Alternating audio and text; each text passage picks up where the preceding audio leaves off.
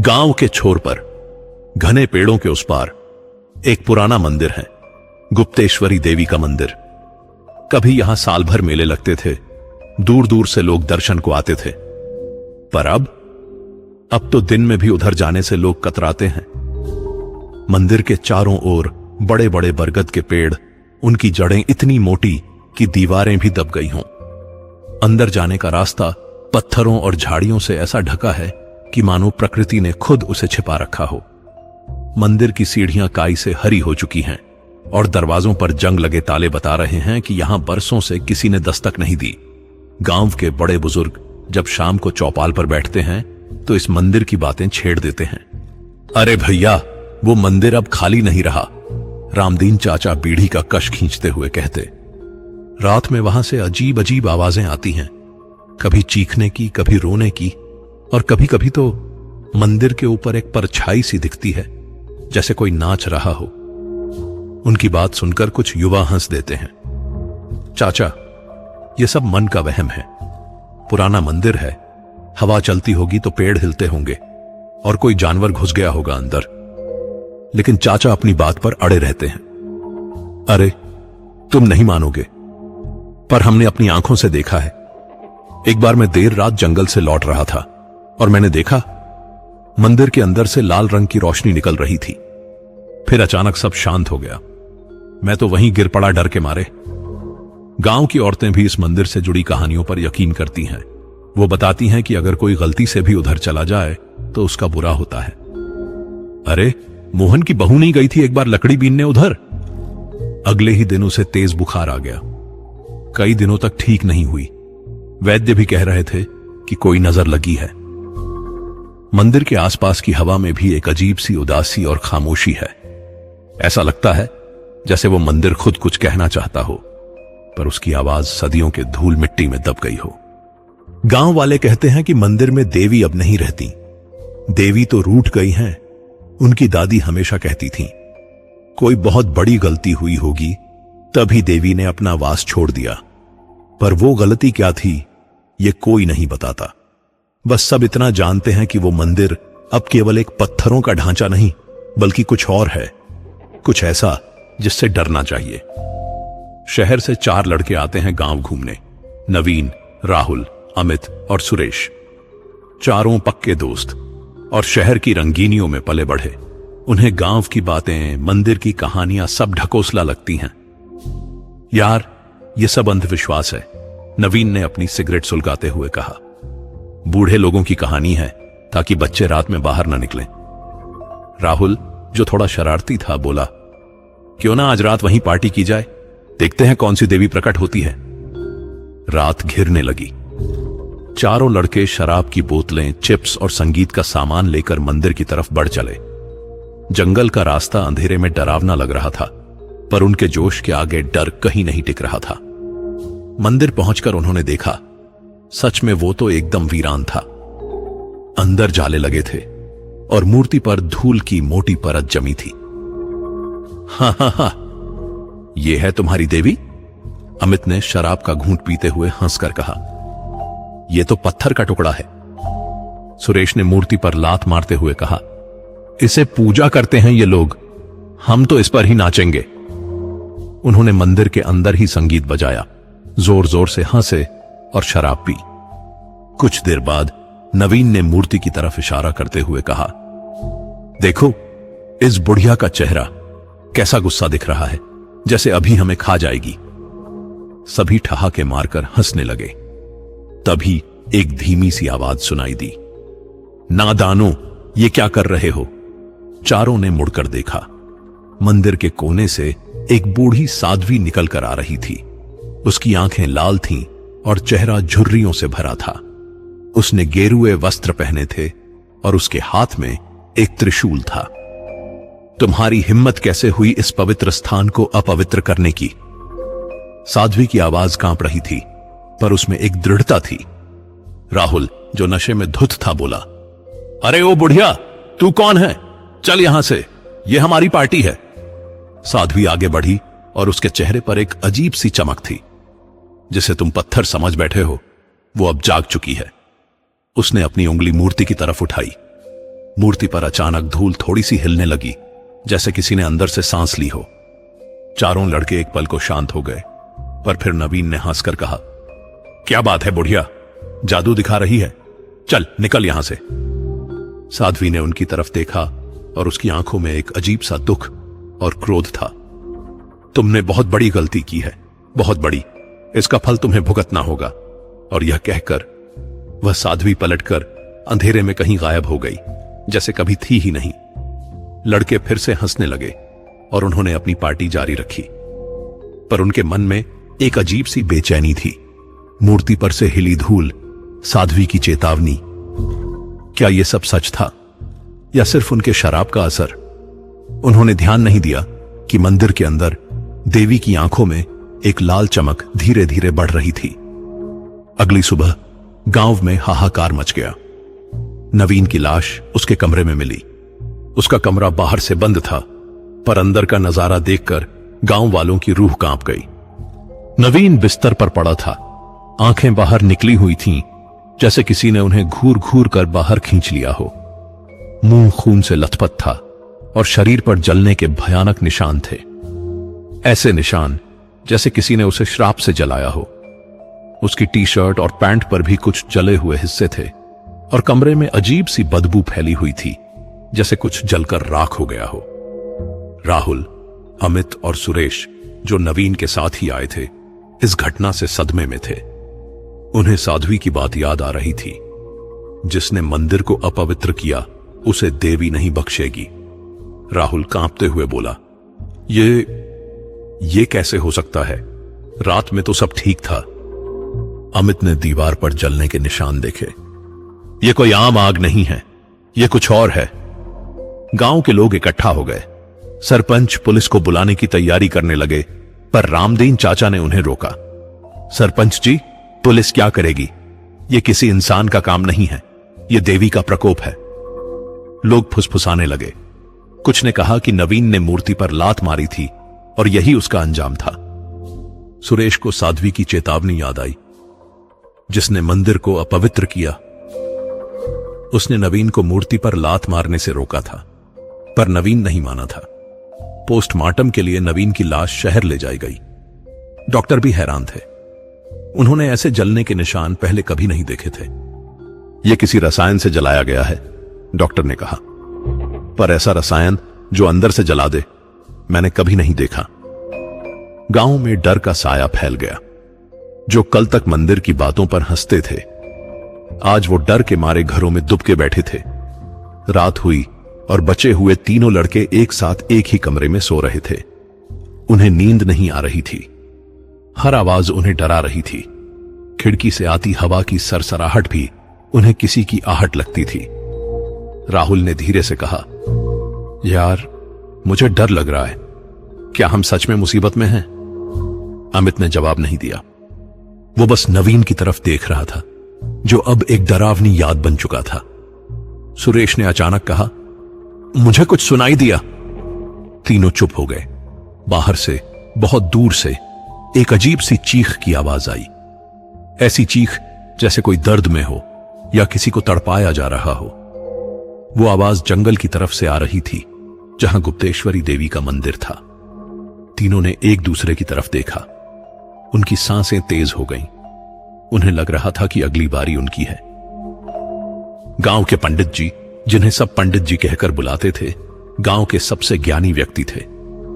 नवीन की मौत के बाद लोग उनके पास गए ताकि इस रहस्य को सुलझा सकें। पंडित जी ने अपनी आंखें बंद की और कुछ देर तक गहरी सांस लेते रहे। फिर उन्होंने एक पुरानी पोथी निकाली, जिसमें देवी गुप्तेश्वरी की कथा लिखी थी। बहुत समय पहले की बात है। पंडित जी ने धीमी आवाज में कहना शुरू किया, गुप्तेश्वरी देवी साक्षात शक्ति का रूप थीं। उनका मंदिर सिर्फ एक जगह नहीं था, बल्कि वो ऊर्जा का केंद्र था। उस समय यहां एक क्रूर राजा का राज था, जिसने अपनी शक्ति के नशे में देवी के मंदिर को अपवित्र करने की सोची। उसने अपने तांत्रिकों को भेजा, जो देवी की शक्ति को वश में करना चाहते थे। देवी को यह अपमान सहन नहीं हुआ। पंडित जी ने अपनी आंखें खोली और उनकी आवाज में गंभीरता आ गई। देवी ने राजा और उसके तांत्रिकों को भयानक श्राप दिया। राजा का पूरा वंश तबाह हो गया और तांत्रिक पत्थर बन गए। कुछ समय बाद जब लोगों ने देखा कि देवी इतनी शक्तिशाली हैं, तो उन्होंने उनके नाम पर अंधविश्वास और लालच फैलाना शुरू कर दिया। वे देवी के नाम पर लोगों को डराते, उनसे पैसा ऐंठते और मंदिर को अपनी स्वार्थ सिद्धि का जरिया बना लेते। देवी ने देखा कि उनके ही भक्त उन्हें अपमानित कर रहे हैं। यह उनके लिए राजा और तांत्रिकों के अपमान से भी बड़ा था। उनका हृदय टूट गया। उन्होंने मानवों से मुंह मोड़ लिया, अपनी शक्ति समेट ली और अपने ही मंदिर में एक श्रापित आत्मा बन गई। तब से जो भी इस मंदिर का अपमान करता है या जो भी देवी की पवित्रता भंग करता है, उसे देवी का श्राप लगता है। पंडित जी ने पोथी बंद करते हुए कहा, नवीन ने मंदिर में जाकर वही किया जो बरसों पहले कुछ लोगों ने किया था। उसने देवी का अपमान किया, उनकी पवित्रता भंग की, और ये जो जलने के निशान हैं, ये देवी के क्रोध की अग्नि है। गांव वाले डर के मारे कांप उठे। राहुल, अमित और सुरेश एक दूसरे की तरफ देख रहे थे। उन्हें रात में साध्वी की कही हुई बात याद आई, जिसे तुम पत्थर समझ बैठे हो वो अब जाग चुकी है। अमित ने धीरे से पूछा, तो क्या हम सब भी? पंडित जी ने गहरी सांस ली। देवी का श्राप ऐसा नहीं है कि वो सिर्फ एक पर लगे, ये उन सब पर लगता है जिन्होंने अपमान किया हो या जिन्होंने उस अपमान में साथ दिया हो। तो क्या कोई रास्ता नहीं है? सुरेश ने डरते हुए पूछा। क्या हमें भी ऐसे ही मरना होगा? पंडित जी ने कहा, देवी का क्रोध शांत हो सकता है, पर उसके लिए बहुत कुछ करना होगा। देवी को क्रोध नहीं, आस्था चाहिए, सच्ची श्रद्धा चाहिए। उन्होंने कहा कि मंदिर में जो कुछ हुआ उससे देवी और भी क्रोधित हो गई हैं, और अब यह श्राप सिर्फ मंदिर तक सीमित नहीं रहेगा, यह पूरे गांव पर फैल सकता है अगर इसे रोका नहीं गया। गांव में फुसफुसाहट तेज हो गई। हर कोई डर रहा था कि अगला कौन होगा। पंडित जी ने कहा कि उन्हें उपाय सोचना पड़ेगा, पर तब तक सभी को सावधान रहना होगा। देवी का क्रोध अब हर उस आत्मा को ढूंढ रहा है जिसने उनके मंदिर की पवित्रता को भंग किया हो। पंडित जी की बात सुनकर गांव में डर और दहशत का माहौल और बढ़ गया। नवीन की मौत के बाद से ही अजीबोगरीब घटनाएं होने लगी थीं। गांव के मुखिया का बेटा, जो हमेशा झूठ बोलता था और दूसरों को ठगता था, एक दिन अचानक गायब हो गया। अगले ही दिन गांव के बाहर वाले बरगद के पेड़ पर उसकी आत्मा डरावनी शक्ल में लटकती हुई मिली। उसकी आंखें नवीन जैसी निकली हुई थीं और उसका शरीर अजीब तरह से मुड़ा हुआ था। गांव वाले समझ गए यह देवी का श्राप था। जो भी झूठ बोलता, चोरी करता या किसी पवित्र चीज का अपमान करता, उसकी आत्मा डरावनी शक्ल में मंदिर के पीछे वाले पेड़ पर लटकती। एक दिन एक औरत ने अपने पड़ोसी का अनाज चुरा लिया था। रात में उसे भयानक सपने आए और सुबह होते ही उसकी लाश भी उसी पेड़ पर लटकती मिली। गांव में हाहाकार मच गया। कोई घर से बाहर निकलने को तैयार नहीं था। हर किसी को लग रहा था कि देवी की आंखें उन पर हैं। राहुल, अमित और सुरेश की हालत तो और भी खराब थी। उन्हें हर पल महसूस होता था कि मौत उनके सिर पर मंडरा रही है। वे एक कमरे में बंद रहते थे, किसी से बात नहीं करते थे और हर रात डर के मारे सोते नहीं थे। उन्हें मंदिर में की गई अपनी हरकतें याद आती थीं और उनके रोंगटे खड़े हो जाते थे। राहुल ने एक दिन अमित से कहा, यार अब क्या होगा, हम सब मारे जाएंगे। अमित की आंखों में आंसू थे। मुझे नवीन की याद आती है। हम सब ने गलती की थी। हम क्यों गए थे उस मंदिर में? गांव के लोग पंडित जी के पास इकट्ठा हुए। पंडित जी, कुछ कीजिए, देवी का क्रोध शांत कैसे होगा? एक किसान ने पूछा। हमारे बच्चे डर के मारे बाहर नहीं निकलते। हम खेत पर काम करने नहीं जा पा रहे हैं।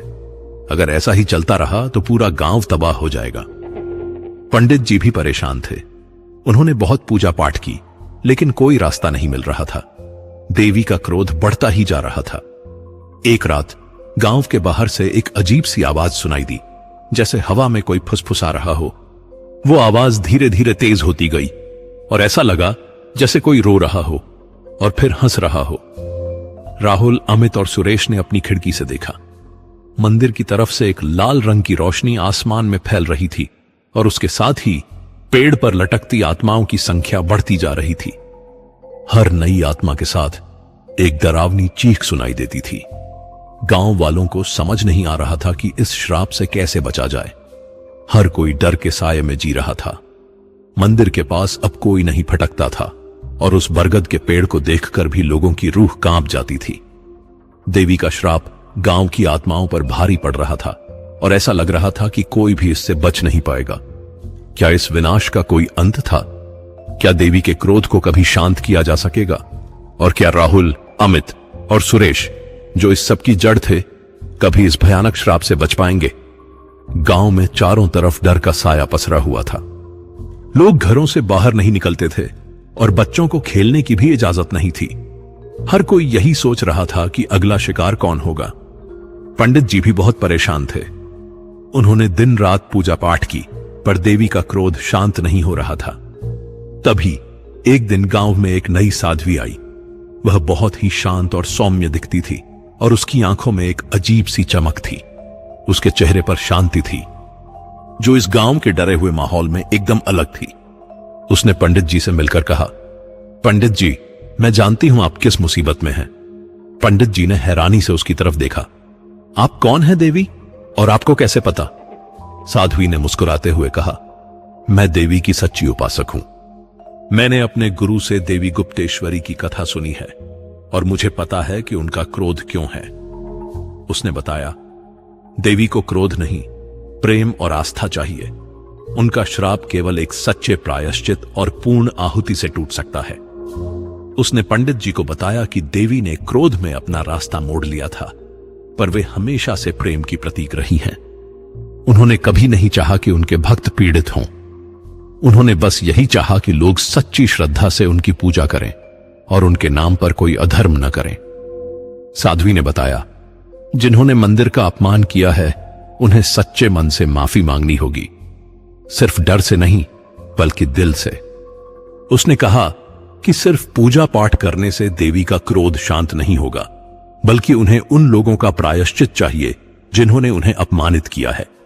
जिसने सबसे ज्यादा अपमान किया है, उसे ही सबसे बड़ी आहुति देनी होगी। साध्वी ने कहा। राहुल, अमित और सुरेश, जो ये सब बातें सुन रहे थे, एक दूसरे की तरफ देखने लगे। उन्हें पता था कि उनमें से सबसे ज्यादा अपमान सुरेश ने किया था, जब उसने मूर्ति पर लात मारी थी। सुरेश का चेहरा पीला पड़ गया। क्या मुझे अपनी जान देनी होगी? उसने डरते हुए पूछा। साध्वी ने सिर हिलाया। नहीं, अपनी जान नहीं देनी होगी। देवी को बलिदान नहीं, बल्कि अपने भक्तों का प्रेम चाहिए। उन्हें सच्चा प्रायश्चित चाहिए, जिसका अर्थ है अपनी गलती स्वीकार करना और फिर कभी ऐसा न करना।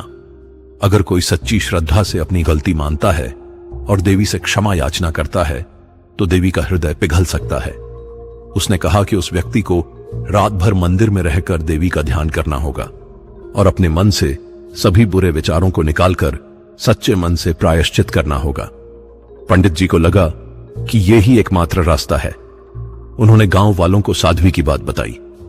सभी ने सहमति जताई, पर सुरेश अभी भी डरा हुआ था। राहुल और अमित ने उसे समझाया, सुरेश, ये हमारी आखिरी उम्मीद है। अगर हम ऐसा नहीं करते तो हम सब मारे जाएंगे। सुरेश ने एक गहरी सांस ली। उसे पता था कि उसके पास कोई और रास्ता नहीं है। गांव की उम्मीदें अब उसी पर टिकी थीं। रात घिरने लगी थी। सुरेश ने एक गहरी सांस ली और मंदिर की तरफ चल पड़ा। उसके साथ राहुल और अमित भी थे, पर वे बाहर ही रुक गए। मंदिर के अंदर घुसते ही सुरेश को अजीब सी ठंडक महसूस हुई। हवा में एक अजीब सी गंध थी, जैसे पुरानी राख और फूलों की मिली जुली खुशबू हो। मूर्ति पर अब भी धूल जमी थी, पर सुरेश को लगा कि देवी की आंखों में एक अजीब सी चमक है। उसने अपने मन से सारे डर और आशंकाएं निकाल दी। उसे अपनी गलती का एहसास हो चुका था। उसने बैठकर आंखें बंद कर ली और सच्चे मन से देवी का ध्यान करने लगा। उसने अपने बचपन के दिनों को याद किया, जब उसकी दादी उसे देवी की कहानियां सुनाया करती थीं। उसे याद आया कि कैसे उसने कभी देवी का अपमान नहीं सोचा था, पर शहर की चमक दमक में आकर वह सब भूल गया था। रात भर सुरेश वहीं बैठा रहा। उसने कोई मंत्र नहीं पढ़ा, कोई पूजा नहीं की, बस सच्चे मन से अपनी गलती को स्वीकार किया और देवी से क्षमा याचना की। उसके मन से सारा अहंकार और अज्ञान दूर हो चुका था। वह बस एक छोटे बच्चे की तरह अपनी मां से माफी मांग रहा था। बीच बीच में उसे कुछ अजीब सी आवाजें सुनाई देती थीं, जैसे कोई फुसफुसा रहा हो या कोई रो रहा हो, पर उसने अपनी आंखें नहीं खोली। वह जानता था कि यह सब उसके डर का परिणाम है और उसे अपने मन को शांत रखना होगा। भोर होने लगी। सूरज की पहली किरण मंदिर के छोटे से रोशनदान से अंदर आई और सीधे देवी की मूर्ति पर पड़ी। सुरेश ने धीरे से अपनी आंखें खोली। उसने देखा मूर्ति पर जमी धूल धीरे धीरे गायब हो रही थी और उसके नीचे देवी की मूर्ति चमक रही थी। और सबसे हैरान करने वाली बात यह थी कि देवी की मूर्ति पर हल्की मुस्कान दिखाई दे रही थी। ऐसा लगा जैसे उन्होंने सुरेश को माफ कर दिया हो। जैसे ही उसने ये देखा, मंदिर के अंदर एक अजीब सी ऊर्जा महसूस हुई। देवी की छाया मंदिर से निकलकर आकाश में विलीन हो गई।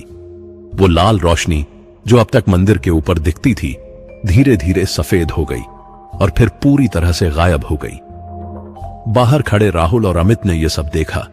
उन्हें यकीन नहीं हो रहा था। बरगद के पेड़ पर लटकी हुई आत्माएं भी गायब हो गईं, जैसे कभी थीं ही नहीं। गांव पर छाया डर का साया हट गया था। सुरेश बाहर आया। उसके चेहरे पर एक अजीब सी शांति थी। राहुल और अमित ने उसे गले लगा लिया। तूने कर दिखाया सुरेश, तूने हमें बचा लिया। गांव वाले भी मंदिर के बाहर इकट्ठा हो गए थे। उन्होंने देखा कि मंदिर फिर से वैसा ही लग रहा था जैसा कभी हुआ करता था। देवी का क्रोध शांत हो गया था।